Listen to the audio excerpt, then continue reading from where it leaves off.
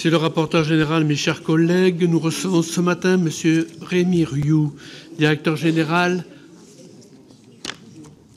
de l'Agence française de développement. Monsieur le directeur général, je vous souhaite la bienvenue au nom de la Commission.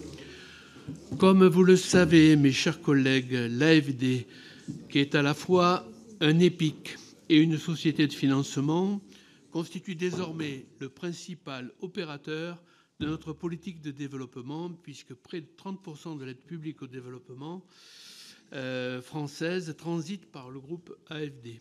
Ce dernier se compose à la fois de l'agence AFD et de sa filiale tournée vers le secteur privé, Proparco, ainsi que d'Expertise France, tout en restant placé sous la tutelle à la fois du ministère de l'Europe et des Affaires étrangères, du ministère de l'Économie et des Finances et du ministère de l'Intérieur et des Outre-mer. L'AFD est non seulement chargée de l'application de notre politique de développement, mais participe également à sa conception. L'activité de l'agence se déploie à la fois à l'étranger et dans les collectivités d'outre-mer. Le volume d'activité du groupe AFD s'est stabilisé ces dernières années autour de 12,5 milliards d'euros d'engagement, après avoir atteint un pic de 14 milliards d'euros en 2020. La majeure partie de ces engagements est constituée de prêts souverains et non souverains, les dons représentant seulement 15% de l'activité de l'agence. Notre audition s'inscrit dans un contexte particulier pour notre politique d'aide publique au développement. D'une part, près de 3 ans après son entrée en vigueur, les orientations de la loi du 4 août 2021 de programmation relative au développement solidaire et à la lutte contre les inégalités mondiales ont été partiellement révisées par les réunions du Conseil présidentiel du développement et du Conseil interministériel de la coopération internationale et du développement à l'été 2023. Cette révision a notamment conduit à l'abandon de la liste des 19 pays prioritaires de l'APD française au profit d'une concentration sur les 46 pays les moins avancés.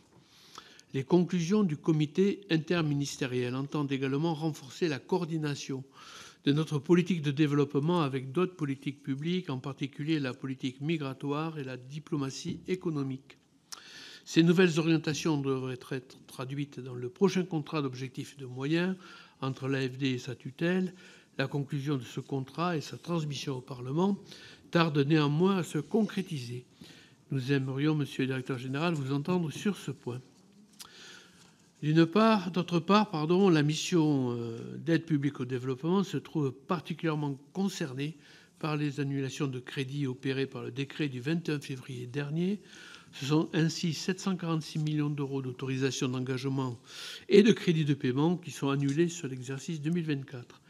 Si le montant total des annulations portant sur l'enveloppe budgétaire dédiée à l'AFD n'est pas connu, les informations transmises à la Commission des finances par le ministère de l'Europe et des Affaires étrangères indiquent que l'aide projet portée par l'agence se trouvera diminuée de 120 millions d'euros en AE et de 168 millions d'euros en CP. Sans doute pourrez-vous, Monsieur le Directeur général, nous éclairer sur l'impact de la réduction de cette enveloppe. Je vous cède donc maintenant la parole sans plus attendre, Monsieur le Directeur général, avant de prendre les questions de nos collègues. Cette audition est naturellement transmise en direct sur le site Internet du Sénat. Pour la bonne tenue de cette commission, il serait bien que vous ayez un propos introductif d'une quinzaine de minutes, si c'est possible. Je vous remercie. Merci beaucoup, Monsieur le Président, Monsieur le rapporteur général, Mesdames les sénatrices, Messieurs les sénateurs, très honorés, très heureux d'être parmi vous. Désolé pour le retard, nous parlions avec le groupe de Michel Canevet était là, on parlait avec le groupe d'amitié Afrique centrale juste avant de vous rejoindre. Je vous prie de nous en excuser. Beaucoup de liens entre l'agence et le Sénat, bien sûr, et ces auditions sont très précieuses. Vous savez que nous avons 4 parlementaires au conseil, 4 sénatrices et sénateurs au conseil d'administration de l'AFD. La sénatrice Isabelle Briquet y représente la commission ici, ainsi que Alain Joyandet, Annick Girardin et Olivier Cadic. Et puis j'étais avec Georges Patient en Guyane et au Brésil il y a quelques jours à peine, et toute l'agence et moi en particulier, évidemment, on est à la disposition de chacune et de chacun d'entre vous pour, au-delà de dans vos déplacements ou au-delà de cette audition, pour répondre à toutes vos questions sur nos activités. C'est très important pour moi de venir en commission des finances, Monsieur le Président. C'est plus rare, évidemment, que devant la commission de la Défense et des Affaires étrangères, d'ailleurs qui vote sur la nomination du directeur général de l'AFD.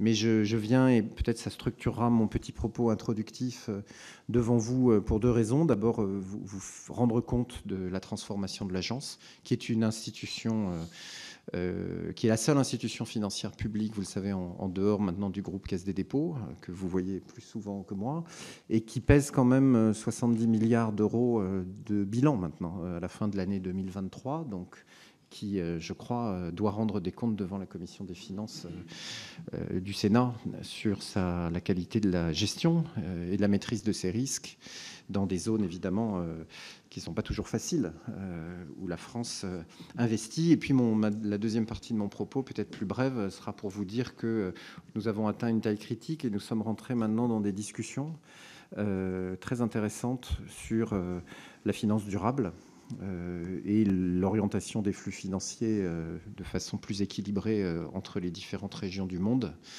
Et là, c'est bien sûr le travail qu'on avait fait avec la Caisse des dépôts et le rôle des banques publiques de développement en particulier qui est au cœur de cette discussion. Je commence donc par mon premier point. Vous avez rappelé, Monsieur le Président, l'Agence française de développement n'est en rien autonome. Elle est voilà, dans un schéma de gouvernance que je ne décris pas, mais qui a été très actif l'année dernière. Un conseil de développement présidé par le président de la République, désormais, un CICID avec le gouvernement présidé par le Premier ministre, 3 ministères de tutelle, des administrations qui mettent en œuvre, et puis donc une gouvernance qui se réunit tous les mois, conseil d'administration, et qui approuve l'essentiel des projets. Et évidemment, je crois que j'ai dû répondre à 150 auditions depuis 2016 et ma nomination à l'AFD parlementaire. Et encore une fois, c'est très nécessaire et j'en suis très, très honoré. Le pilotage au plan local, évidemment, se fait autour de nos ambassadeurs que nous servons comme le gouvernement, convention cadre, contrat d'objectifs et de moyens, vous l'avez cité, Monsieur le Président, l'aide d'objectifs du directeur général sont les outils de pilotage de l'agence. Le gouvernement doit vous transmettre effectivement dès que possible, le précédent contrat s'étant achevé l'année dernière, un nouveau contrat d'objectifs et de moyens. Je pense que j'y viendrai évidemment la correction de la trajectoire budgétaire et sa projection sur les 3 prochaines années est un élément qui retarde la transmission du document final. Il s'agit d'un contrat d'objectifs et de moyens, donc il faut les deux. J'y suis évidemment attaché pour la responsabilité qui est la mienne. Tout ce nouveau dispositif, vous savez, est en train de redéfinir la politique de développement en essayant de passer d'une politique d'aide à une politique d'investissement solidaire et durable, dont le cadre, évidemment, n'est pas encore fixé. Et on y travaille activement. L'AFD, c'est un groupe maintenant, par le fait de la loi, d'ailleurs, du 4 août 2021. On a ajouté à nos 2 entités AFD qui finance les clients publics, Proparco qui finance les clients privés. Donc cette 3e composante qui s'appelle Expertise France, qui, vous savez, est cette institution que le Sénat d'ailleurs avait créé sous la précédente, il y a 2 mandatures, rassemblant les opérateurs de coopération technique des différents ministères dans une entité unique, qui n'est pas une institution financière, mais qui a maintenant été adossée à la Banque internationale de la France, qui est l'AFD, pour, je dirais, avoir la panoplie complète des outils de coopération et ajouter à de la coopération financière, de la coopération humaine, de la coopération technique dans les produits financiers eux-mêmes. Et c'est ça le travail que nous sommes en train de faire pour répondre au mieux à la demande qui nous est adressée. Je vous ai ajouté la Caisse des dépôts. Nous ne sommes pas évidemment dans le groupe Caisse des dépôts, mais nous avons des liens forts avec notre grande sœur domestique nationale. Et puis, on a créé récemment un grand centre de formation qui est à Marseille, qui a des liens beaucoup avec Clermont-Ferrand, qui s'appelle le Campus Groupe AFD, où on peut former à la fois nos salariés, nos clients et les diplomates, enfin tous ceux qui contribuent à cette politique et qui poussent la porte de ce centre de formation. Les chiffres clés, alors c'est ceux de 2022 parce que les résultats 2023 ne seront approuvés par notre conseil d'administration que dans quelques semaines, au mois d'avril. Juste pour vous dire, l'AFD est sur un modèle économique robuste. On a maintenant, de façon régulière, environ 1 milliard d'euros de PNB. On dégage un résultat qui est de l'ordre de 400 millions d'euros, 456 l'année dernière, un petit peu moins cette année, en raison des instruments financiers dans la comptabilité IFRS. Et j'ajoute que nous versons un dividende au budget de l'État qui est fixé à 20% de ce résultat de façon régulière. Et j'y suis évidemment très favorable. C'est une discipline pour les entreprises publiques qui est nécessaire. Donc un peu plus de 70 milliards maintenant, fin 2023, de taille de bilan, et un ratio de solvabilité qui est presque de 15%. Nous sommes évidemment régulés par... nous sommes une société de financement, nous sommes régulés par la CPR avec beaucoup de vigilance. Sur la trajectoire, vous l'avez dit, on est monté effectivement à 14 milliards d'euros en 2019, puis on a été capé à 12 milliards. Ces 12 milliards, évidemment, s'entend sans notre capacité à aller chercher des financements européens, à peu près 1 milliard par an, des financements auprès de la Fondation Gates, enfin de tous ceux qui voudraient coopérer avec la France. Et c'est ce qui a permis, vous voyez, de reprendre un chemin de croissance. En fin de période, on a fini l'année à 13,2 milliards, auquel il faudrait ajouter d'ailleurs les contrats que notre filiale Expertise France va chercher. C'est d'ailleurs la partie du groupe qui croît de la façon la plus rapide. Ça représente à peu près 700 millions d'euros. Donc vous voyez, on est revenu pas très loin du 14 milliards d'euros si on additionne tous nos instruments. Expertise France a augmenté de 72% son activité l'année dernière. Donc c'est cette partie de notre politique de coopération qui avait un peu disparu est en train d'être reconstituée de façon très rapide. À peu près 1300 personnes maintenant et experts chez Expertise France sur les 4500 du groupe. Un mot sur les ressources budgétaires. Nous émargeons pour l'essentiel sur deux programmes, les deux programmes de la mission Aide publique au développement, le programme 209 géré par le ministère des Affaires étrangères et le programme 110 du ministère des Finances. Le programme 110, c'est essentiellement les bonifications des prêts, donc, qui sont très cycliques en fonction de l'évolution des taux. Donc la tendance n'est pas très significative. Quand je suis arrivé, c'était 300 millions. On est monté dans la loi de finances pour cette année à 1,7 milliard. Donc mais évidemment, quand la baisse des taux a lieu, ce qui est le cas depuis quelques mois, on rend au budget général les sommes qui avaient été inscrites. Donc le 1,7 milliard ne sera pas dépensé cette année et on va en rendre dans l'annulation, vous avez sans doute vu, on rend déjà 250 millions d'euros sur le programme 110, peut-être même un peu plus, on verra en gestion. C'est un peu automatique. Et en revanche, sur les subventions, ce que vous dit ce graphique, c'est, vous voyez, on était monté à 1,7 milliard aussi en 2019. C'est les barres bleues. Et on pesait à peu près 45% du programme 209. On est redescendu à 1 milliard, en gros, un petit peu plus d'1 milliard l'année suivante. Et on est redescendu à peu près 30% du programme 209. Et on est resté, je dirais, on optimise maintenant cette ressource en subvention qui est d'1 milliard. Alors là-dessus, je pense qu'on va, j'ai pas encore, les chiffres seront sans doute un petit peu corrigés. In fine, Monsieur le Président, on m'a notifié effectivement 120 millions d'AE et 168 de CP. Je pense ce sera un petit peu moins, mais enfin, on va être quand même sur une annulation de l'ordre de 100 millions d'euros, qui est quand même 10% de notre capacité en subvention. Hein, donc c'est un effort important et significatif. Bon, après, moi, je m'en réjouis plutôt au sens où c'est le signe que la politique de développement est redevenue une politique publique comme les autres, alors qu'elle avait un peu disparu. Et donc, le jour où il faut faire... J'étais directeur de cabinet d'un ministre des Finances qui a ajusté de plus d'1% les finances publiques. Donc, le jour où il faut faire un effort d'ajustement pour préserver la notation de la France, qui est extrêmement importante pour l'AFD aussi, cette politique, comme les autres, apporte sa contribution et l'établissement que je dirige également.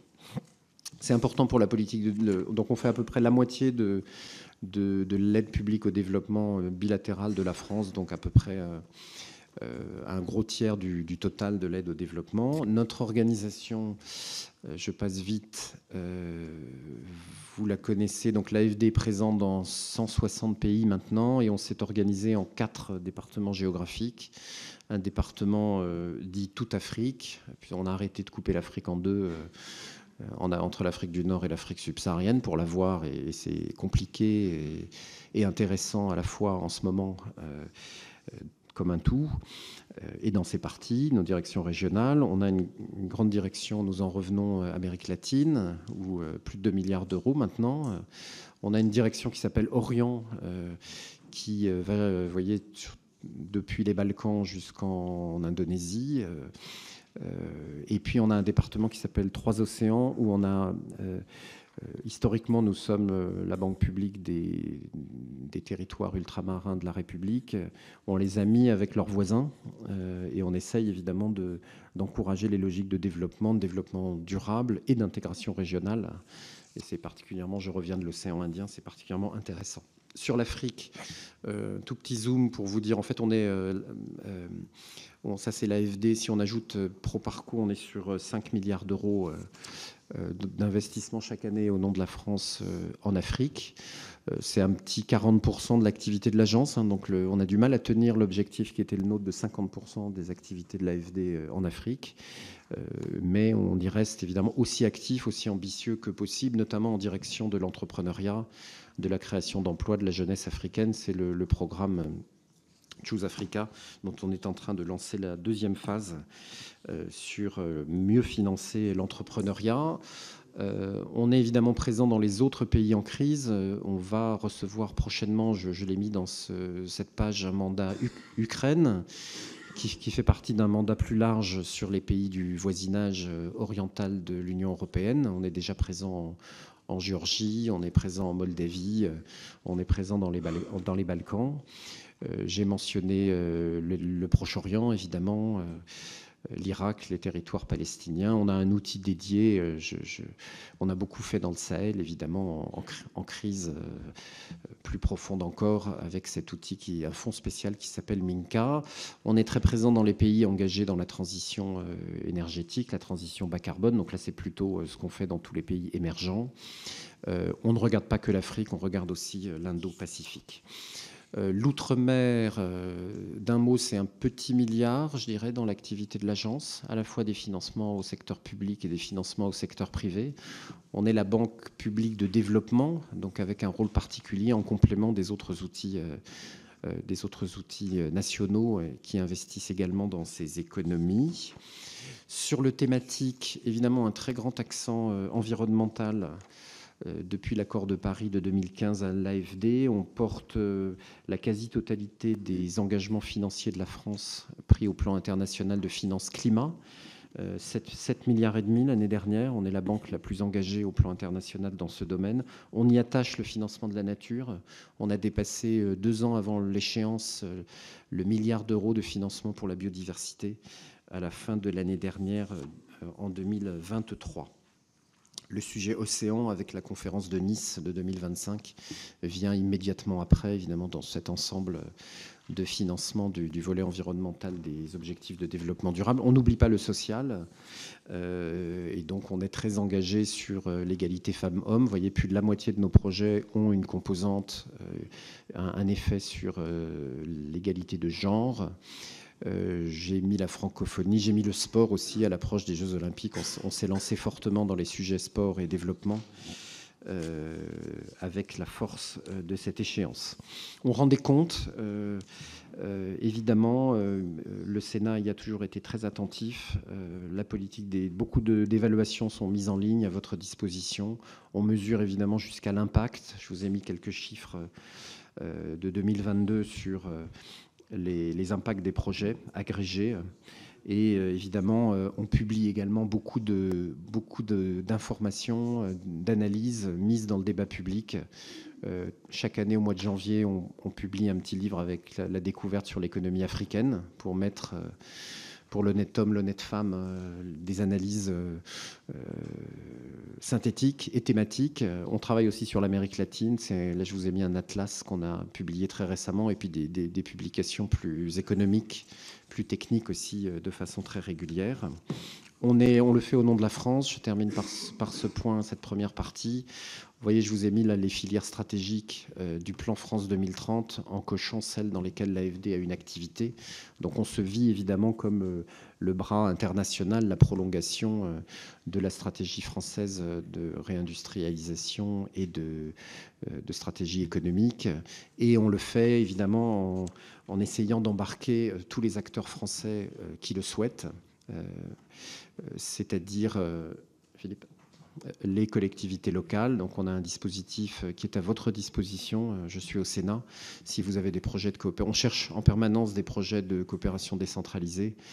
Je vous ai mis une petite carte.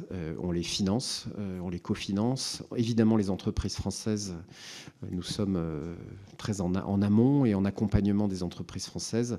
On a rapporté plus de 6 milliards d'euros de contrats aux entreprises françaises ces 3 dernières années. Donc c'est entre 2 et 3 milliards chaque année, et dans 3 projets sur 4 de l'AFD, il y a un acteur français qui est associé. Et puis on est devenu le grand guichet, je dirais le lieu de relation avec la société civile française et la société civile des pays du Sud. Les financements ont beaucoup augmenté. On est à presque 200 millions d'euros maintenant de crédits qui sont adressés à ces acteurs.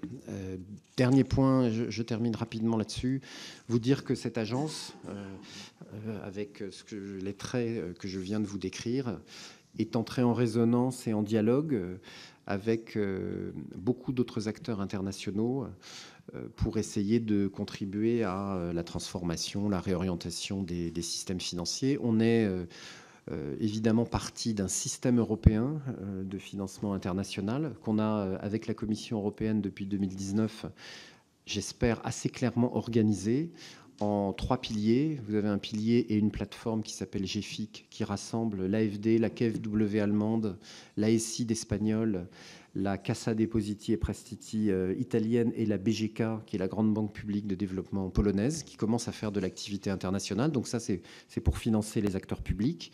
On a un groupe qui s'appelle ETFI, c'est notre filiale Proparco, qui rassemble toutes les banques publiques dédiées au financement du secteur privé à l'international. Il y en a 15 en Europe.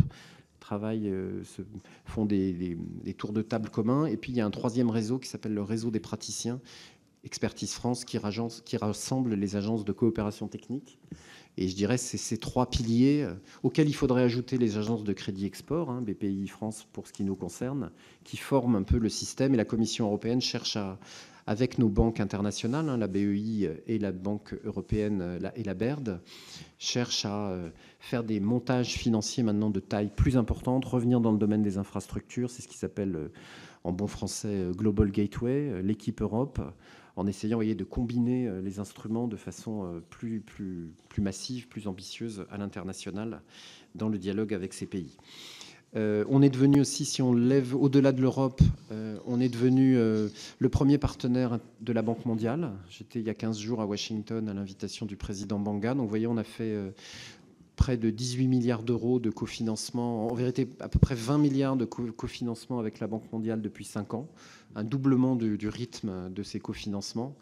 On est les plus présents auprès d'eux, et on est aussi évidemment en cofinancement. Donc on amène finalement plus d'ambition, plus de volume avec les autres banques internationales.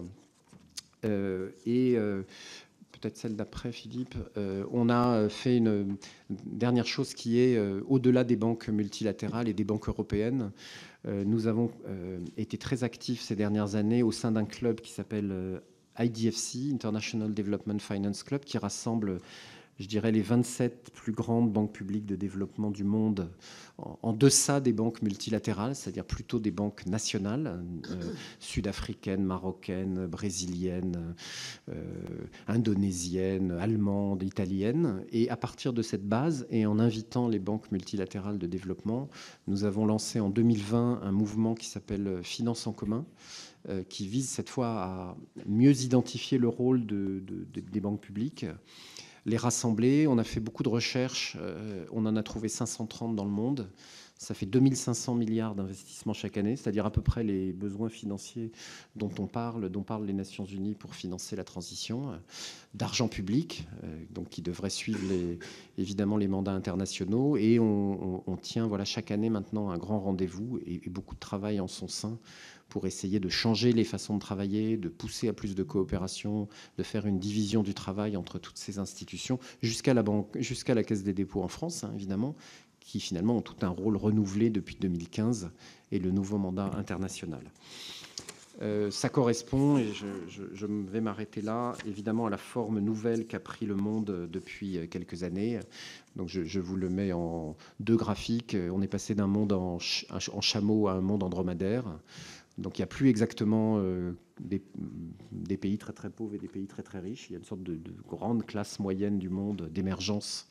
Et donc la façon dont le financer est différente. Et puis le graphique à droite, je n'ai pas le temps de le commenter, je l'aime bien parce qu'il compare l'ancien monde du développement en y ajoutant la dimension en ordonnée environnementale. Et on voit comment le monde se déploie et les trajectoires de développement qu'il faudrait réussir à infléchir pour tenir les objectifs qui ont été fixés au plan international. Je vais peut-être terminer là, Monsieur le Président, répondre à vos questions. Je pense qu'à l'occasion de questions, on pourrait éventuellement reprendre quelques points sur les questions de financement. Et de toute façon, vous nous avez laissé un document tout à fait complet qui nous permet d'avoir des références précises. Merci, Monsieur le Directeur Général. Je vais demander tout d'abord à Michel Cannevet et Raphaël Daubé, qui sont les rapporteurs spéciaux de la mission aide publique au développement, de bien vouloir prendre la parole maintenant. Merci, Monsieur le Président. Merci au Directeur Général pour cette présentation. Vous l'avez évoqué dans votre propos, Monsieur le Directeur Général, le contrat d'objectifs et de moyens 2020-2022 est arrivé à échéance et le nouveau n'a pas été encore engagé. Dans ce précédent contrat, l'AFD s'était fixé comme objectif d'évaluer 50% des projets financés. Est-ce qu'il y a un objectif différent d'évaluation qui serait fixé dans le prochain COM? Ensuite, sur la question du siège de l'AFD, dont je pense qu'un certain nombre de collègues l'évoqueront, qui est chargé de la commercialisation ou de l'attribution des mètres carrés disponibles. Par ailleurs, le dernier CICID a revu la liste des pays prioritaires. Il y avait 19 pays prioritaires antérieurement, lorsque nous avons examiné la loi du 4 août 2021. Et désormais, le CICID a retenu la définition des pays les moins avancés, donc 46 pays. Est-ce que cela amène à redéployer ou à redéfinir l'intervention de l'AFD de facto? Ensuite, sur la loi du 4 août 2021, comment l'AFD s'est saisie des nouvelles organisations, en particulier les conseils locaux de développement qui ont été institués dans les pays? Est-ce que cela fonctionne partout? Et puis, enfin, dernière question, sur l'outre-mer, comment l'AFD intervient? Je veux par là dire que depuis de nombreuses années, donc, il y a des investissements qui sont effectués par l'AFD en Outre-mer et on voit qu'il y a encore de grosses lacunes sur les infrastructures dans les Outre-mer. Comment est-ce qu'on peut corriger cela? Merci Michel. Raphaël Daubé. Merci Monsieur le Président, merci Monsieur le Directeur Général pour votre présentation. Ma première question a trait aux restrictions budgétaires récemment advenues. Est-ce que, et vous avez bien présenté le travail que mène l'AFD avec ses partenaires européens et internationaux, est-ce que vous envisagez des perspectives de diversification nouvelles par rapport à des bailleurs des projets d'AFD, en particulier en mobilisant par exemple des financements européens qu'on ne mobilisait pas jusqu'à présent? Ma deuxième question concerne la fameuse commission d'évaluation de l'aide publique au développement. Quel regard portez-vous sur le retard d'installation de cette commission? Concernant les conclusions du CICID, elle mentionnait le renforcement de la dimension d'influence économique dans le mandat de l'AFD. Comment cette directive va se traduire dans le nouveau contrat d'objectifs et de moyens? Est-ce que concrètement, l'AFD entend valoriser les contributions des entreprises françaises à ces projets? Est-ce qu'il y a des moyens d'y parvenir facilement. Et puis, enfin, sur Expertise France, qui est rattaché donc au groupe AFD depuis le 1er janvier 2020, quelles conséquences pratiques ont découlé de ce rapprochement? Et à l'échelle du groupe, est-ce que les fonctions support ont été fusionnées? Est-ce que sur le terrain, un rapprochement entre les équipes et des partages de locaux ont été engagés? Bref, comment s'est passée cette fusion des deux structures? Je vous remercie. Merci, Raphaël. Monsieur le rapporteur général. Oui, merci, Monsieur le Président, et merci, Monsieur le Directeur général de l'AFD, pour les éléments que vous nous avez communiqués ce matin avec un tableau rapide, mais quand même 360 degrés.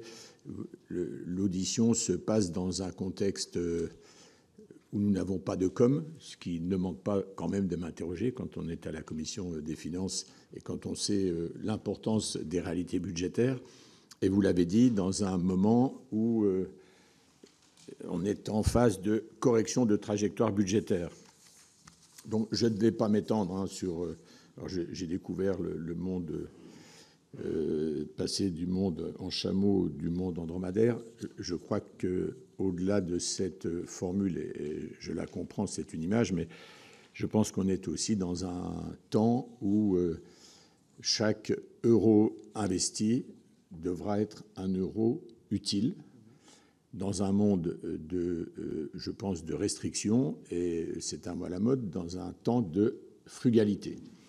Et je pense que comment dirais-je, ça va toucher tout le monde. Alors, je vais revenir rapidement sur une question, parce que celle-ci, elle est assez factuelle et précise.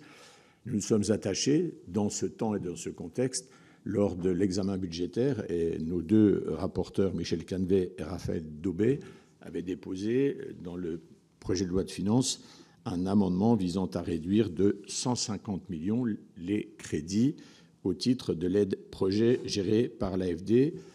La ministre de l'époque nous avait rendu un avis défavorable en expliquant clairement, et je cite, qu'il était impossible de diminuer le montant des crédits de paiement alloués à l'AFD. Je constate simplement que quelques semaines après, le même gouvernement, alors la ministre n'était plus là, mais il y a la continuité républicaine, il y a eu un décret d'annulation qui, comment dirais-je, réduit les crédits dédiés à l'aide projet de l'AFD. Donc vraiment, mot à mot, la même chose.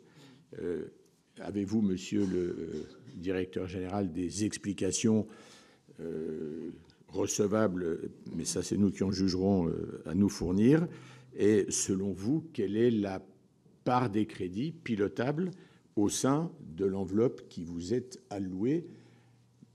Parce que c'est un sujet qui est important, et autant peut-être commencer à faire le travail, parce que je crois que les temps nous y invitent, et puis je crois comprendre que le Premier ministre, le ministre de l'Économie et des Finances invitent chacun à regarder les économies qui pourraient être faites. Donc, est-ce que vous avez d'ores et déjà identifié des pistes d'économie dans les crédits budgétaires qui vous sont alloués?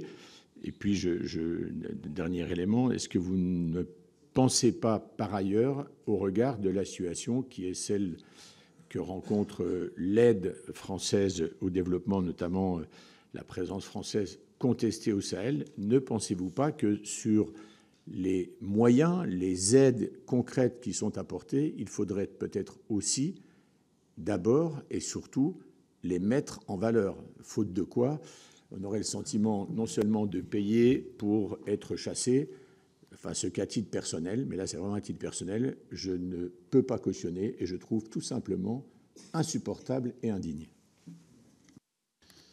Merci, monsieur le rapporteur général.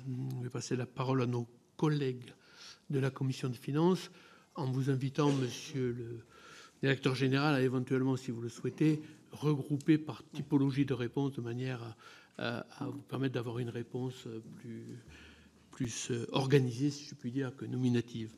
Hervé Maurey, alors simplement, toujours pareil, 2 minutes maximum pour les questions. Merci, mes chers collègues. Merci, Monsieur le Président, Monsieur le Directeur général, mes chers collègues. Le président de la République, en juin dernier, s'était engagé, je le cite, à un sursaut de solidarité internationale et à un choc des financements publics. Bon, on sait ce qu'il en est advenu. Je ne reviens pas sur le coup de rabot que vous avez à subir.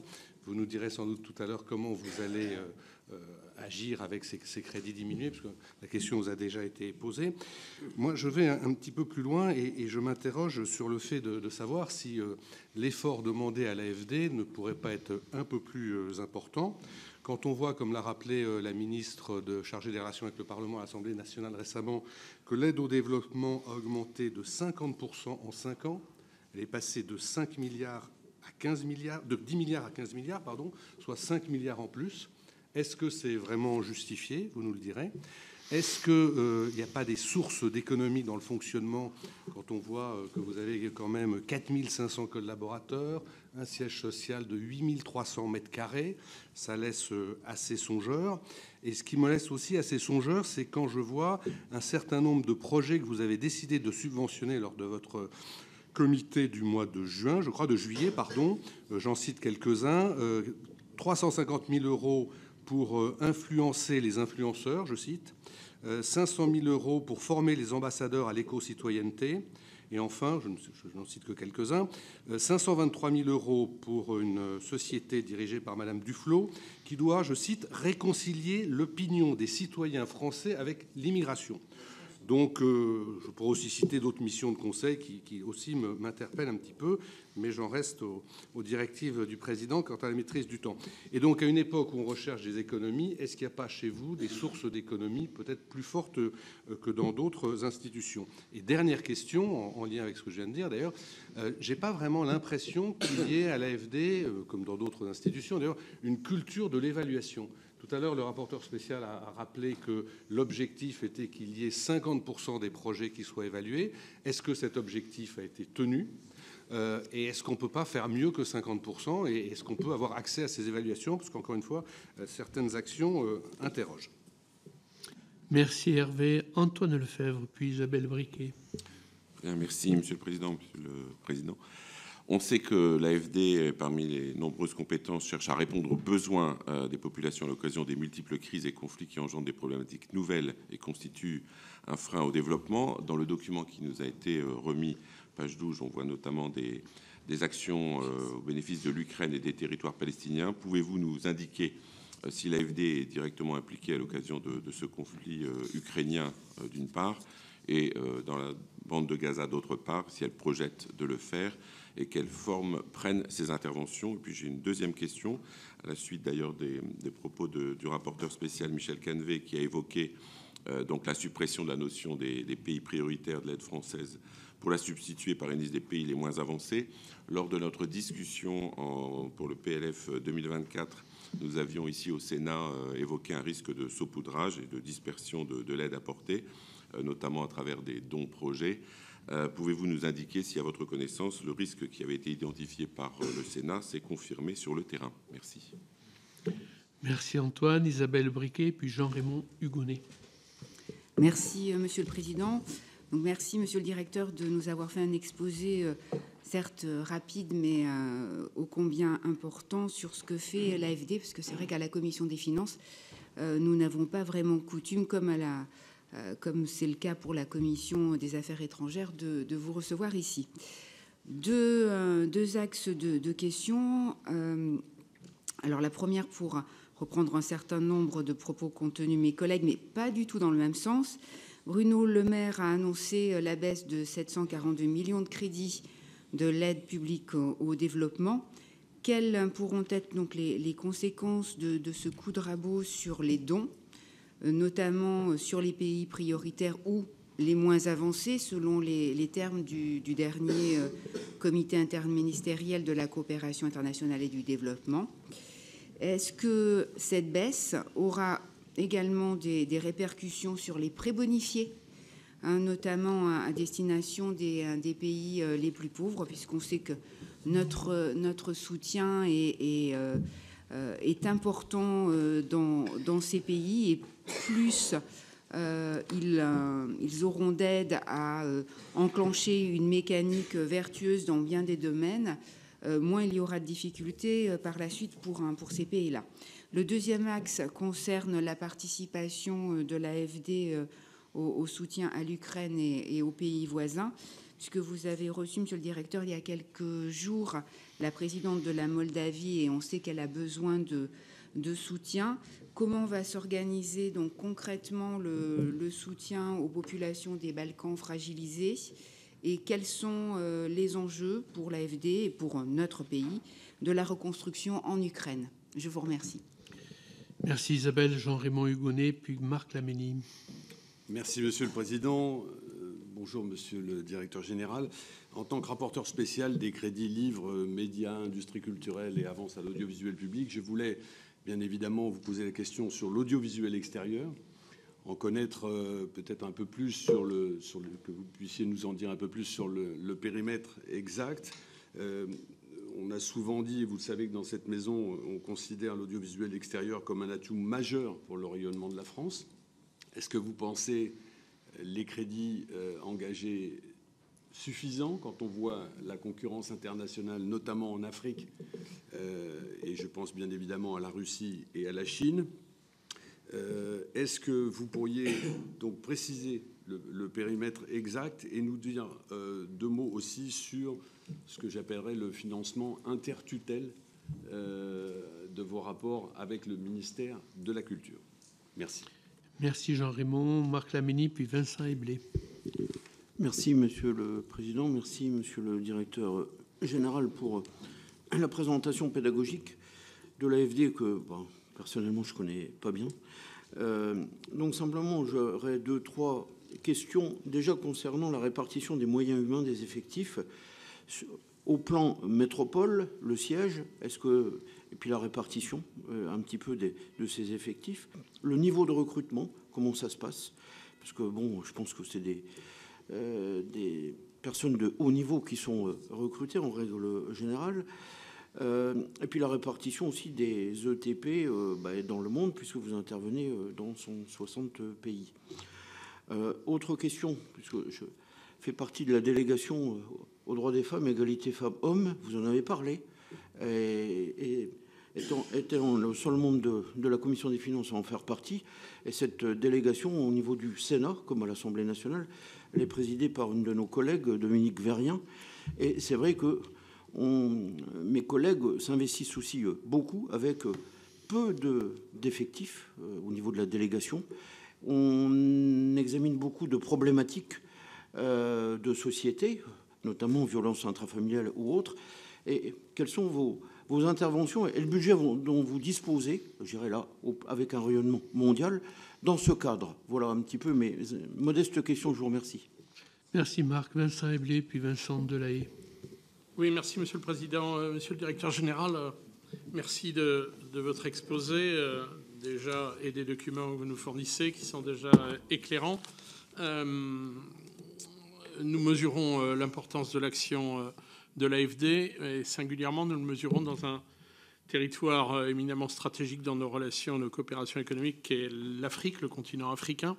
Vous nous avez dit que désormais vous aviez en interne réuni l'ensemble des stratégies territoriales propres à l'Afrique dans une seule entité. C'est un territoire qui est marqué par des évolutions lourdes dans les positionnements géostratégiques d'un certain nombre de nations, en particulier la bande subsaharienne qui désormais, je dirais, est dans des postures politiques assez hostiles aux intérêts français, on va dire ça comme ça pour être rapide et concis. Moi, j'établis des relations anciennes et assez étroites avec un certain nombre de partenaires au Maroc. Et la normalisation en cours de nos relations avec le Maroc est perçue par les milieux économiques marocains et par les milieux universitaires comme, je dirais, une ouverture permettant des stratégies d'approche de l'Afrique noire intermédiée par le Maroc. Est-ce que vous validez cette vision stratégique des choses? Et est-ce que vous avez des stratégies qui ne peuvent peut-être pas forcément se révéler totalement, mais vous pouvez nous parler off si vous le souhaitez, dans des expressions, je dirais, rendues publiques de votre part. Mais est-ce que ce sont des stratégies possibles d'atteindre, je dirais, désormais l'Afrique noire de façon intermédiaire par des partenaires étrangers, en particulier d'Afrique du Nord? Merci Vincent. Vincent Delahaye, Didier Rambaud. Merci Monsieur le Président, merci Monsieur le Directeur Général. J'ai 3 questions. Alors les 2 premières avaient justifié mon vote contre en août 2021 contre cette loi. La première, c'est le siège social de l'AFD. 1 milliard d'euros, 50 000 mètres carrés. Alors peut-être que vous n'utilisez que 8 300, mais moi j'aimerais en savoir plus sur l'investissement d'1 milliard d'euros sur un siège social. Moi j'avoue que ça me dépasse un petit peu dans la situation financière de notre pays aujourd'hui. Ensuite, c'est l'absence de ciblage. La deuxième question, c'est pour moi l'absence de ciblage. Pour moi, l'aide au développement doit cibler principalement les pays les plus pauvres. Il y avait une liste de 19 qui est passée à 46. Vous dites que vous avez du mal à atteindre 50% de l'aide aux pays africains, qui sont parmi les plus pauvres du monde. Combien aujourd'hui sur les 46, qu'est-ce que ça représente comme soutien de l'AFD en pourcentage, ces 46 pays voilà. J'aimerais bien savoir si c'est un peu mieux ciblé ou pas. Et puis la dernière question, elle porte sur votre graphe là, la page 7, sur la comparaison des engagements et des versements annuels. Si je comprends bien, c'est une comparaison de flux, hein, c'est-à-dire que chaque année, on a entre 8,3 milliards et 13,2 milliards. C'est des flux, c'est pas des stocks. Et à chaque fois, les versements sont quand même nettement inférieurs. C'est-à-dire qu'on a presque 5 milliards d'écart entre les engagements et les versements. Donc qu'est-ce que ça devient? Est-ce que tout ça se cumule? Est-ce qu'on a des tas d'engagements qui ne sont pas versés? Voilà, j'aimerais en savoir un petit peu plus. Merci Vincent. Didier Rambaud, puis Pascal Savoldelli. Merci Monsieur le Président, Monsieur le Directeur Général. Aussi une question-remarque dans le même esprit que celle posée par mon collègue Vincent Amblé, qui concerne notre relation avec le continent africain, des relations dont on sait combien elles sont historiques. Or, justement, une réorientation géographique de cette aide publique au développement pourrait conduire donc à une moindre concentration de l'activité de l'agence sur le continent africain. J'ai noté qu'en 2023, près de 38% des interventions de l'agence étaient tournées vers l'Afrique. Et donc, en raison du contexte géopolitique, la majeure partie des projets qui étaient en cours au Mali, au Burkina Faso ou au Niger ont été clôturés ou sont sur le point de l'être. Donc, est-ce que cette moindre concentration ne risque-t-elle pas d'aggraver le ressentiment de l'Afrique vis-à-vis de la France et bien évidemment, comme on sait, alimenté derrière par la Russie de Poutine et les réseaux Wagner qui sont présents? Merci. Merci Didier. Pascal Savoldelli, puis Marie-Claire Carrégé. Oui. Merci Monsieur le Président. Merci pour cet exposé. Peut-être une suggestion. On peut toujours trouver des économies, mais je pense que l'AFD serait bien d'être plus forte en communication sur les retombées positives pour les entreprises françaises. Parce qu'il y a quand même un retour sur investissement. Et vous le présentez en page 19, 71,4% des projets impliquent des entreprises françaises. Donc il y a bien des retombées. Donc il n'y a pas qu'un coût. Je dis ça, c'est pas pour écarter la question de l'économie, mais soyons équilibrés dans le propos. Je dis ça pour l'autre côté là-bas. Voilà, ça c'est la première chose. Après, dans mes questions, elles sont très concrètes. Dedans, vous avez des explications sur le FICOL. Donc ça, c'est le travail en direction des collectivités territoriales. J'avoue que je suis étonné de la faible part de l'engagement, peut-être des collectivités, mais de l'AFD avec 53 collectivités. C'est quand même faible du point de vue de la coopération décentralisée, avec 10 projets en 2022, 13 en 2023, avec une enveloppe de 48 millions. Donc voilà, qu'est-ce qu'on peut faire? Qu'est-ce que vous envisagez pour qu'on développe la coopération décentralisée? Qu'est-ce que vous pensez de la situation, par exemple, au Mali? La France a coupé. La CEDEAO vient de réinvestir et d'enlever les sanctions. Qu'est-ce qu'on fait, quoi? Est-ce qu'on continue? Est-ce qu'on relance? Quels impacts ça a? Et ma collègue Isabelle Briquet, à juste titre, nous posait des questions sur la situation en Ukraine qui nous préoccupe tous. Je rajouterai à cette question-là une autre sur les territoires palestiniens. Qu'est-ce qui se passe du point de vue de l'AFD en ce moment? Quelle est l'implication de l'AFD dans la situation dramatique qui est celle du territoire occupé? Après, je vous avoue, je vous embêterai pas, j'ai pas tout compris sur le dromadaire et le chameau. Voilà, moi je pense qu'on est plus sur un monde, excusez-moi, mais vous dites un monde à 2 dimensions. Moi, je considère qu'on est dans un monde multipolaire, et ce qui n'est pas tout à fait la même chose. Merci. Merci Pascal. Marie-Claire Carrère, puis Jean-François Rapin. Merci, Monsieur le Président. Monsieur le Directeur Général, simplement, pourriez-vous nous donner des détails sur les investissements que vous avez estampillés Jeux Olympiques, 200 millions d'euros, je crois, connaître les critères d'attribution et le montant en jeu. Merci. Merci Marie-Claire pour une question courte. Jean-François Rapin, puis Christian Billac. Elle sera presque tout aussi courte, Monsieur le Président, et c'est l'autre côté là-bas de Pascal Savoldelli qui s'exprime, mais je ne suis pas si loin de son propos parce que finalement ma question est assez politique et je dirais, est-ce que finalement l'influence française est proportionnelle à l'argent qu'elle met dans les États tiers? Parce que vu d'ici, et Hervé Moiré nous en a fait la démonstration en précisant les chiffres, plus on augmente nos contributions, et moins on a l'impression que l'influence française est au regard d'ici pertinente. Voilà, c'est ma question. Elle est peut-être politique, mais j'aimerais bien y avoir une réponse. Merci Jean-François. Christian Billac, puis Victorin Lurel. Merci Monsieur le Président. Monsieur le Directeur, 2 questions toutes simples. Tout d'abord, la PD représente 30% de l'aide au développement de la France, si j'ai bien compris. Ça veut dire qu'à 70% qui ne passent pas par la PD.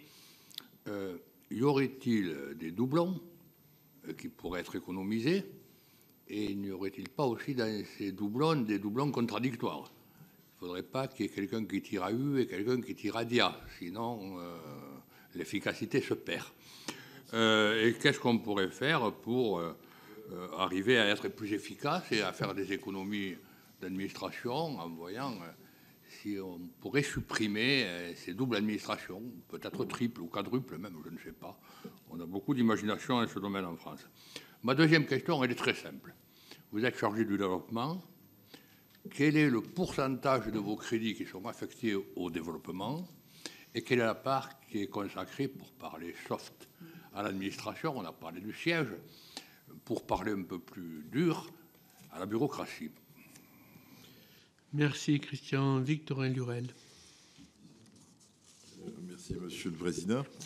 Dans la foulée de ce qu'a dit Vincent Eblé, que le Maroc est un peu le relais aujourd'hui, si j'ose dire, en redéploiement stratégique. Je vois 2 milliards en partenariat avec le Maroc. J'imagine que vous l'avez dans d'autres régions du monde. Et si je devais résumer, pas forcément ce que disait Savoldelli, que le monde n'est pas binaire, il est peut-être au moins en 3 parties. Il y a l'Est, le Sud, certains disent le Sud global, et puis il y a l'Ouest, l'Occident. Vous parlez des BRICS. Or, aujourd'hui, il y a une division géopolitique qui est en train de se créer avec les BRICS, avec beaucoup de demandes d'adhésion. Et sur une chose, je ne sais pas quel est votre rôle dans l'affaire, vous êtes institution financière. Mais vous êtes quand même impliqué dans les échanges bancaires internationaux. À côté de SWIFT, ils sont en train de créer 2 ou 3 autres réseaux interbancaires internationaux.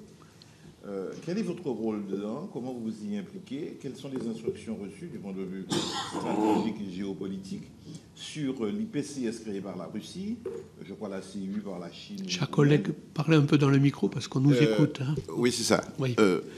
Quel est votre rôle dans cette affaire, dans ce redéploiement du monde, dans le combat pour l'hégémonie et notamment monétaire, donc sur le rôle du dollar? Est-ce que l'AFD, de près ou de loin, a déjà une stratégie arrêtée pour s'y placer? Voilà. Et dernière chose, quelle est votre activité en Haïti? Haïti était à l'époque un pays prioritaire. Aujourd'hui, bon, c'est les PMA. Et j'ai l'impression que la France a bien disparu de là. C'est l'Afrique, c'est les États-Unis qui y opèrent. Merci, chers collègues. Monsieur le directeur général, vous avez donc une série de questions et une petite vingtaine de minutes pour répondre à toutes ces interrogations. Bien, merci, Monsieur le Président. Merci à toutes et tous. Je vais effectivement essayer de regrouper mes réponses en espérant ne pas en oublier trop, sinon vous me le direz. Je vais commencer peut-être par la mécanique budgétaire de l'AFD pour répondre à plusieurs questions, et notamment celle sur les marges éventuellement dont nous disposerions pour un ajustement budgétaire. Alors, il faut bien comprendre que l'AFD, d'abord, n'a pas de subvention de fonctionnement. Donc, le modèle économique de l'AFD, c'est que, je dirais, nous sommes rémunérés par les prêts, et pour l'essentiel. C'est 3/4 de ce que fait l'AFD sont des prêts, 1/4 sont des subventions. Et le modèle économique, c'est quand même c'est la rémunération de nos prêts, donc les taux d'intérêt que nous facturons à nos clients qui payent l'essentiel de nos charges, en fait. Et on a effectivement dans les subventions qui nous sont confiées par les ministères une rémunération qui est de l'ordre qui est inférieure à 10%, 8,5%, qui est supposée couvrir nos charges. En vérité, il y a un peu de subventions croisées dans ce fonctionnement. On gagne plutôt de l'argent sur les prêts qui permet de... Mais enfin, il n'y a pas à un moment, à la fin, une subvention d'équilibre qui viendrait dans un établissement public couvrir. Donc c'est bien notre activité qui paye nos salaires, en fait.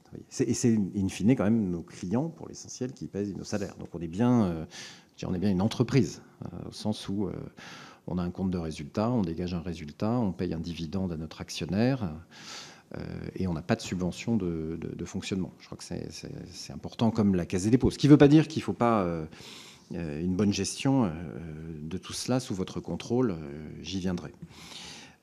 Sur les ressources publiques, donc on fonctionne évidemment, on fait du développement, donc on fonctionne sur un modèle, un peu comme le ministère de la Défense, en autorisation d'engagement et en crédit de paiement.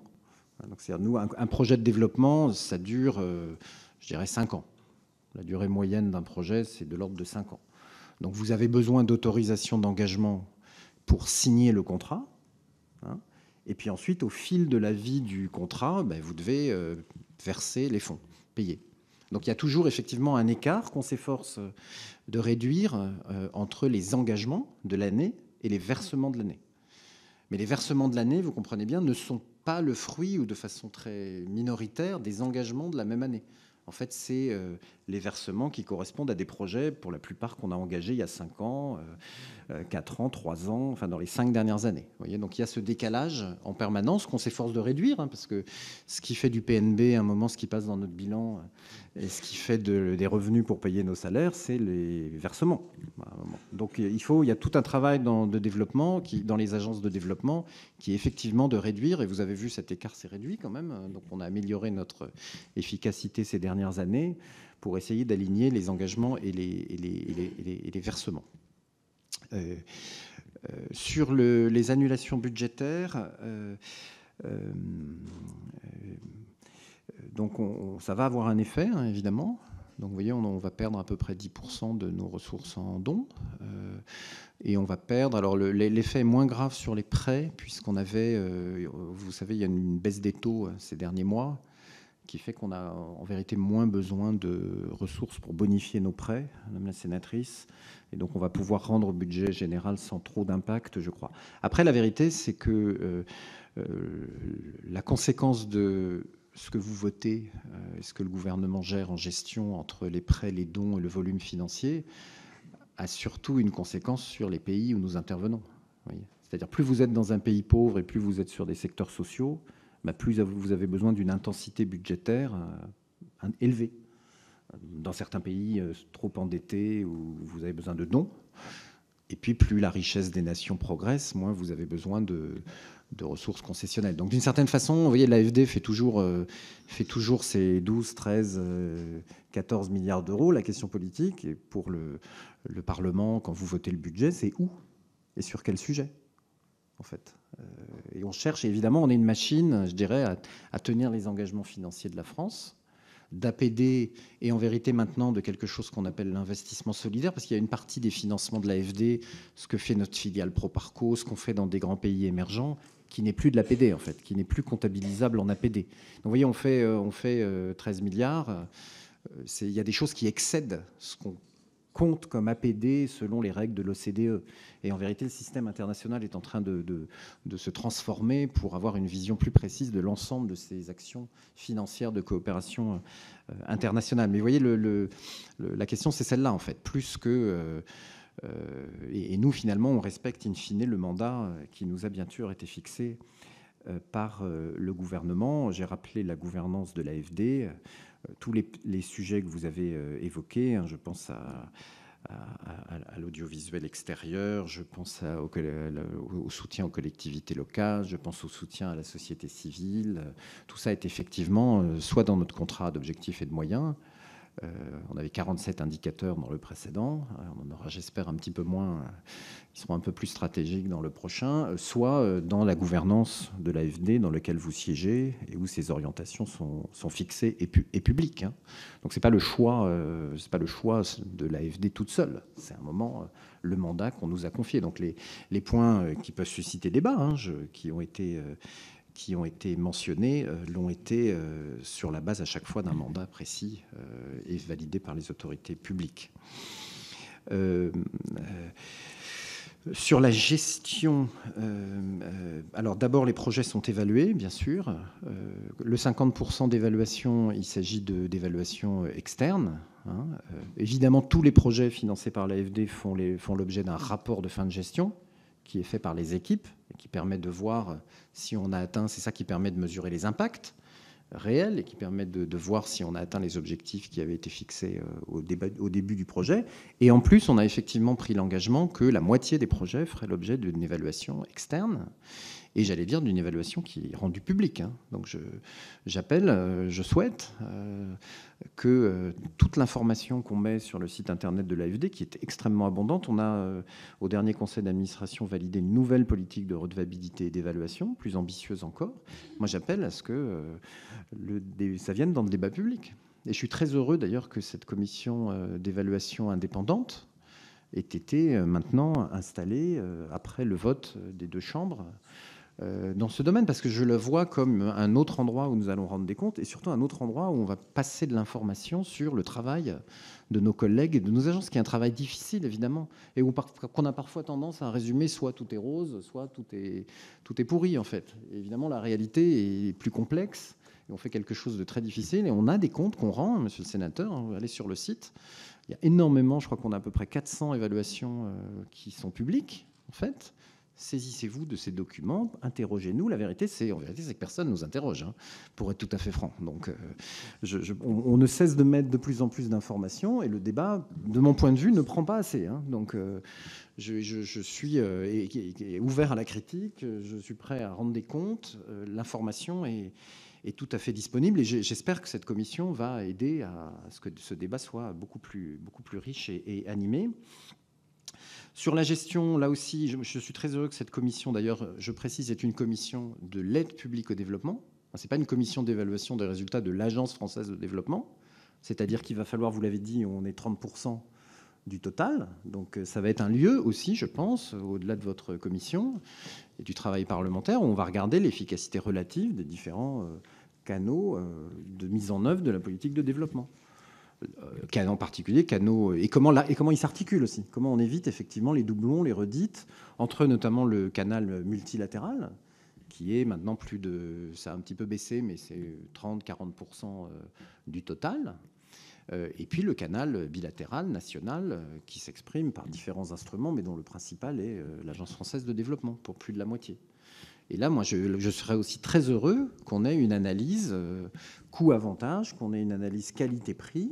Et l'AFD est prête à rendre des comptes, évidemment, ils le sont, les plus précis possibles du rapport qualité-prix de notre activité, évidemment. Et de trouver les voies de l'optimiser. Évidemment, on a une machine, nous, à optimiser, en fonction du mandat politique qui nous est confié, la ressource publique, encore une fois. et regarder les différents objets que vous avez cités. Nos ressources humaines, on est donc à peu près, si on additionne tout, effectivement 4500. Là-dessus, il y a des gens qui sont, vous savez, des experts qu'on place dans les projets. Ils sont maintenant, ça avait disparu complètement de notre politique de développement, c'était une catastrophe. Avec l'entrée d'Expertise France dans le groupe AFD, où on peut proposer à nos clients des outils, des interventions où on a à la fois une intervention financière et une intervention humaine. Ça nous a permis de financer, on est revenu à 1250, je crois, maintenant experts. Donc on est encore très loin des 15 000 experts que l'Allemagne projette partout dans le monde. On est encore 10 fois plus petit, ce qui n'est pas normal. Et on est en train de rattraper un peu le temps perdu dans ce domaine, et en les finançant dans les prêts aussi, vous voyez, en essayant d'optimiser là aussi à nouveau le coût pour les finances publiques. Après, on a nos propres salariés du groupe. Je dirais aujourd'hui, on est à peu près moitié-moitié à Paris, enfin en France. On est aussi à Marseille, vous savez, on a un centre, je l'ai dit, et puis l'autre moitié est dans les pays. Et vous avez une agence de l'AFD dans un pays, si vous voulez pousser nos portes, vous verrez, c'est à peu près 10-20% d'expatriés, donc il y a peu d'expatriés, et beaucoup de salariés de droit nationaux, de droit local. Donc on a à peu près 1000 salariés de droit local qui nous apportent beaucoup d'ailleurs, puisqu'ils connaissent très bien les pays et les interlocuteurs. Et c'est une façon aussi de gérer nos charges de façon optimisée. Là aussi, on peut tout à fait rendre des comptes. Le siège a été évidemment très largement étudié, débattu, validé par notre conseil d'administration, et il n'y a pas de dérapage pour l'instant. Juste, il y a eu des recours jusqu'au Conseil d'État qui nous ont fait perdre 1 an sur le projet, mais qui ont maintenant été définitivement purgés. Ça va être beaucoup plus efficace pour notre gestion. Donc vous savez, aujourd'hui l'AFD, c'est pas 8300, on mettrait pas de 3000 personnes dans 8300 mètres carrés.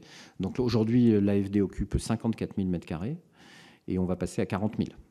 Donc c'est-à-dire on va faire un gros effort de post-Covid, c'est normal, pour tenir tous nos salariés parisiens dans un espace significativement plus réduit. On a effectivement prévu, c'était beaucoup plus intéressant patrimonialement, d'acheter tout l'immobilier de bureau de ce bâtiment qui va être construit à côté de la gare d'Austerlitz, on l'a acheté à un moment où les taux étaient bas, on l'a acheté à un bon prix, et c'est pas une dépense, il n'y a aucun argent budgétaire dans cet investissement, comprenez-le bien. Encore une fois, il n'y a pas de subvention de fonctionnement à l'AFD. Notre investissement immobilier, il n'est pas financé par des crédits publics, il est financé par notre activité.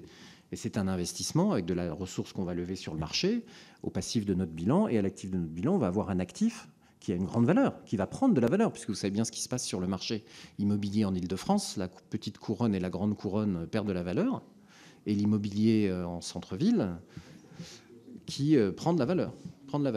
Et on a effectivement, sur les 50 000 m² qu'on a achetés, on va vendre évidemment toutes nos implantations actuelles. Donc le coût net n'est pas du tout d'1 milliard, il est moitié moindre. Et on a prévu effectivement de se serrer dans 40 000 m² et d'avoir un peu moins de 10 000 m², 8 000 m² qu'on met au service de ce qui a été voté d'ailleurs dans la loi du 4 août 2021, qui est de renforcer l'attractivité de la France et renforcer l'attractivité de Paris. Et on a beaucoup de discussions.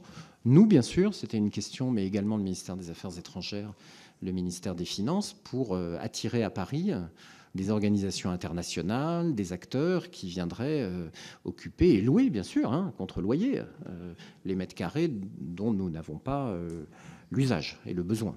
Et on sera très strict là-dessus.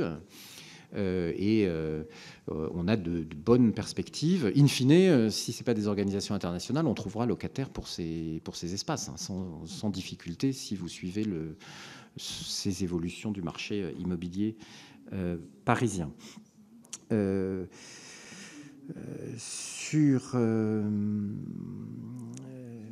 Sur les mandats, j'ai répondu. Sur les aspects géographiques, il y a eu beaucoup de questions. Je serai forcément très schématique et rapide. Donc, Gaza, on a investi 500 millions d'euros ces 10 dernières années à Gaza. Le dernier service public qui fonctionnait, je ne sais pas s'il fonctionne encore parce qu'on a très peu d'informations sur l'impact des bombardements, c'était la gestion des déchets. Donc, c'est un projet français qui ramassait les déchets auprès des camps de réfugiés à l'intérieur de Gaza, ce qui, vous savez, est un sujet de santé publique majeur. France Inter, d'ailleurs, il y a eu pas mal de sujets sur la communication. On progresse, on fait beaucoup plus pour faire savoir, évidemment, ce que la France fait via l'AFD. Là, en l'occurrence, il y a eu un beau reportage sur France Inter, je crois, qui rappelait cela. On avait beaucoup investi dans les réseaux d'eau aussi, au-delà de l'assainissement à Gaza et dans les territoires palestiniens plus largement.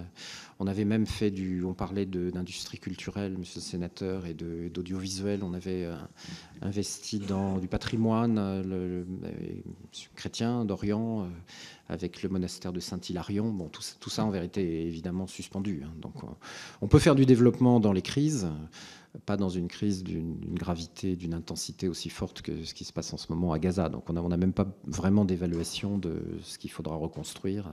On se tient évidemment à la disposition des autorités le moment venu. Comme on a ce mandat maintenant qui sera rendu public, je pense, prochainement en Ukraine, on avait fait un peu de soutien budgétaire au début de la crise. On a maintenant un mandat qui va plutôt être complémentaire, évidemment, de ce que font les grandes institutions internationales et qui va être plutôt orienté vers non pas le financement du gouvernement lui-même, mais le financement des municipalités. Vous savez que ça passera en grande partie par là, la reconstruction. Et donc là, on essaye de combiner les outils du groupe AFD. Expertise France est déjà très présente sur des grandes réformes, y compris la réforme de la justice et les dommages de guerre et la poursuite des auteurs, en passant par l'angle local. Bon, la Moldavie, on a beaucoup travaillé, depuis quelques années. On travaille beaucoup sur la connexion de la Moldavie avec les réseaux européens, en particulier les réseaux ferroviaires et les réseaux énergétiques. Vous savez, la Moldavie dépend d'une seule centrale énergétique qui est en Transnistrie. Et donc c'est une menace pour la vie économique, la vie sociale du pays qui est très, très lourde.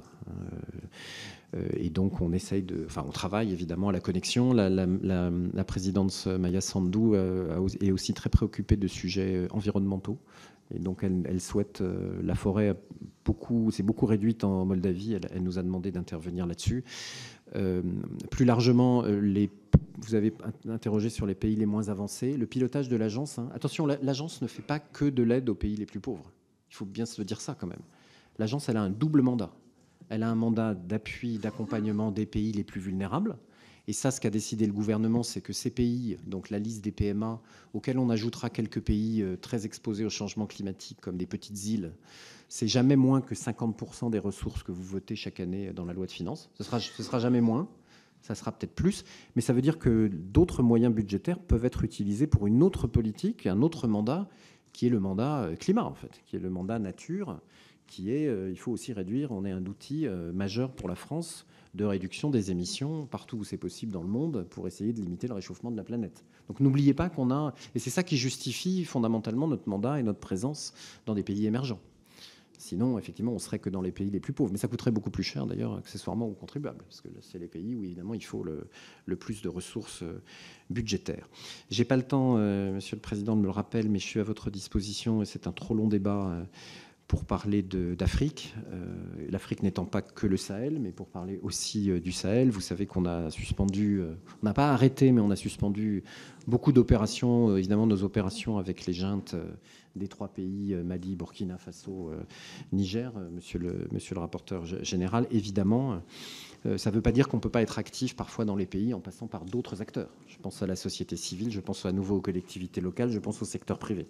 Et évidemment, à un moment, le désaccord politique entre nos pays peut être d'une telle intensité qu'on doit tout arrêter, évidemment. Et l'AFD, c'est l'Agence française de développement, elle le fait.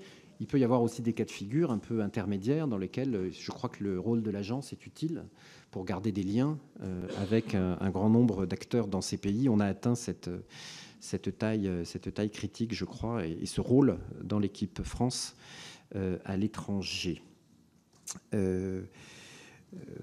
Voilà, Monsieur le Président. Et bien noté, bien sûr, le point sur les entreprises françaises, qui a été soulevé par plusieurs sénateurs. Encore une fois, il faut raisonner aux bornes avec BPI France aussi. Il y a deux institutions financières publiques qui ont une dimension internationale.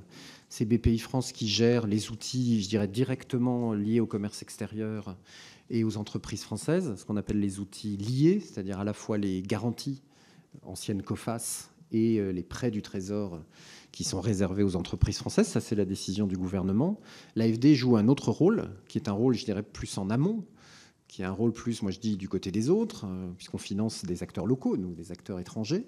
Ça ne veut pas dire, évidemment, qu'on n'est pas heureux et qu'on ne recherche pas l'engagement, l'investissement des entreprises françaises. Donc, quand on peut arriver à accompagner un client, un partenaire étranger, et qu'in fine, c'est une entreprise française qui gagne l'appel d'offres, on est extrêmement content. Et vous avez vu les chiffres, je vous les ai rappelés, ça arrive très fréquemment, en fait. Plus d'un projet sur deux de l'AFD est remporté in fine par une entreprise française. D'autres sont remportés notamment par des entreprises locales, des entreprises sénégalaises au Sénégal, colombiennes en Colombie. C'est aussi notre mission fondamentale d'accompagner le tissu d'entreprises et les outils de ces pays. C'est la mission de développement. Encore une fois, il faut la connecter. Je pense que là aussi, la comparaison nous est plutôt favorable, en fait, par rapport à beaucoup d'autres instruments. Et en tout cas, on en est très conscient et on considère qu'on a une responsabilité d'accompagner les acteurs français, tous, qui ont une ambition internationale, en Afrique ou ailleurs, que ce soit une collectivité locale, une organisation de la société civile ou une entreprise française. Il faut que l'AFD réponde, en particulier je reviens à l'Afrique une seconde, dans un contexte un peu compliqué où la vérité, c'est qu'on se sent parfois un petit peu seul quand même.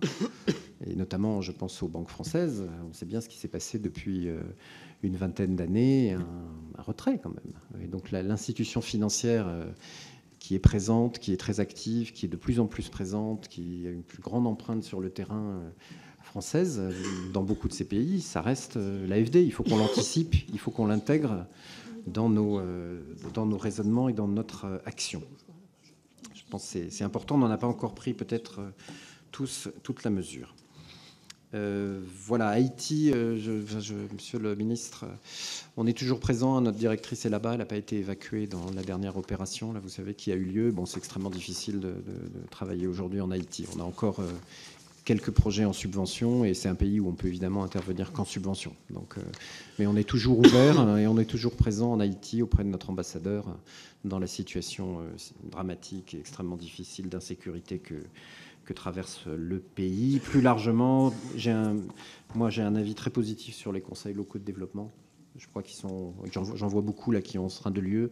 Vous avez créé par la loi l'endroit où toute l'équipe périodiquement se pose la question de ce qu'on fait, quelle est la meilleure utilisation des crédits d'intervention encore une fois. Et donc on joue le jeu pleinement et au service évidemment de chacune et de chacun de nos ambassadeurs.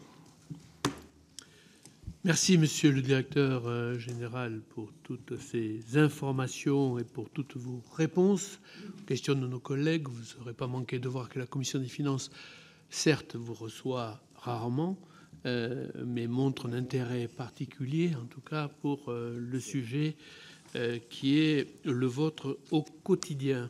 Donc nous ne manquerons pas de poursuivre ces entretiens, monsieur le directeur. J'ai juste oublié, parce que c'est un sujet important, je serais très heureux également d'être auditionné par la délégation que vous avez citée, monsieur le sénateur.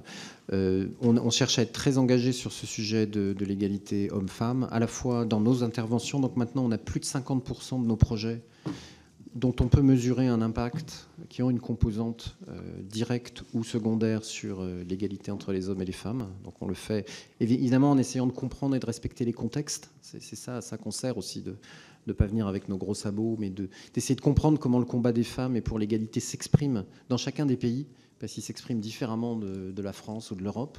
Et c'est ça notre travail, je dirais, d'intelligence géographique des contextes. Et puis on le fait aussi, je me tais en interne, on a réussi à l'AFD, c'était un travail patient de 6 ans, à une égalité stricte maintenant dans le management de l'agence. Pas seulement au COMEX, mais au niveau de chaque strate de management. On le fait notamment dans le réseau, ce qui était le plus difficile. On a maintenant autant de directrices que de directeurs dans les pays. Et ça change évidemment complètement la gestion RH, la façon de manager d'une agence. On est très fiers de ça. Voilà, Monsieur Laménie, notre collègue Laménie a bénéficié de 2 minutes supplémentaires du directeur général. Ça a été fait finement, mais très bien, Monsieur le directeur général. Donc, merci encore pour cet exposé, pour cette présentation, pour votre présence ce matin. Merci, chers collègues. Je vous indique que nous poursuivons tout de suite avec la table ronde prévue sur l'attractivité financière de la France. Merci encore.